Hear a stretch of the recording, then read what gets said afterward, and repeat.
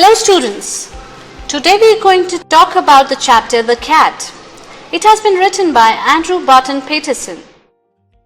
Andrew Barton Paterson was born on 17 Feb in 1864 in Australia. He died on 5th February in 1941 at the age of 76 in Sydney, Australia. He was an author, a journalist, a composer, a clerk, a poet and a war correspondent. He also worked for a brief period as the editor of a newspaper called Sydney Evening News. Some of his famous works are Waltzing Matilda, The Man from Snowy River, Clancy of the Overflow, Happy Dispatches and Outback Marriage. The chapter in our book is an adaptation from a short story called The Cat, which has been taken from Paterson's collection of short stories called Three Elephant Power. The Cat describes the colorful life of a domestic cat. It takes us on the journey of a day into the life of a cat. It elaborately describes the behavior and different sides of the personality of a cat. Now let us go through the summary of the chapter. The chapter begins with challenging the stereotype against cats.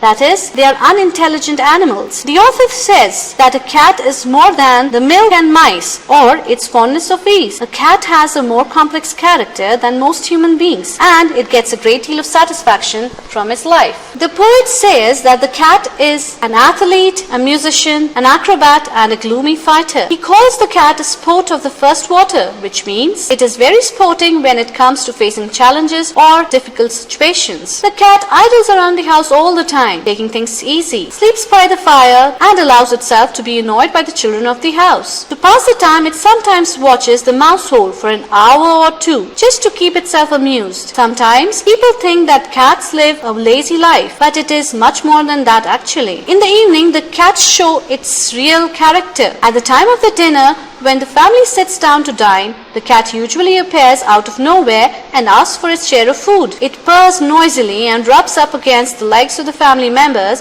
so as to be given some food. If there is a guest at the table, the cat behaves particularly civil with them because it knows that the guest will get some food which is good, and behaving well with the guest might give the poor cat some good food as well. At first, the cat behaves gently with the guest, asking for food. But when the guest does not understand what the cat is asking for, then the cat gets tired and scratches the guest's leg. This makes the poor guest give in to the cat's demand and willingly or unwillingly give the cat some food. This shows how cat is such an intelligent animal that it succeeds in getting what it wants and knows its tricks well. After tea, the cat sneaks out of the house for some adventure. The cat jumps down the springs to the top of the fence with ease and drops slightly down on the other side of the fence across to a vacant spot and skips to the roof of an empty shed. While the cat walks, its walk becomes graceful and resembles that of a panther. As the cat walks by, it is careful and walks quickly, going along noiselessly, trying to be safe from all his enemies such as the dogs, the man driving carriages and small boys with stones. After arriving at the top of the shed, the cat arches its back and scratches the roof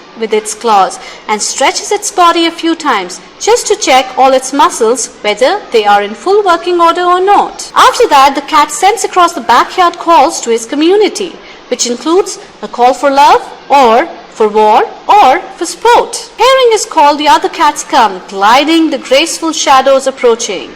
The cats deliberately take a longer route, halting occasionally on the way. All sorts of cats appear, the tortoise-shell, tabby black and all the domestic cats. These cats are no longer the meek characters that they are in the house. They are transformed for the time being into their natural state. No longer are they the pretending meek creatures who an hour ago were begging for fish and milk. They are now disorderly, arrogant and self-important cats with a sense of dignity. The author says that all the cats are ferocious fighters. Even young lady cat has its superiority over human beings and all keep themselves more or less in training while they are young. The author also jokes about that your cat could be the acknowledged lightweight champion of his district, that is, its community of cats. He says that the suburban backyards are the hunting grounds of the cats. He even compares these fighting cats with King Arthur's knights. King Arthur was a character from a children's novel who fought a battle with his 5 knights. The author also compares the cats to Robin Hood and his merry men. Robin Hood was a highly skilled archer and swordsman, and his merry men followed him. After this, the author describes one incident where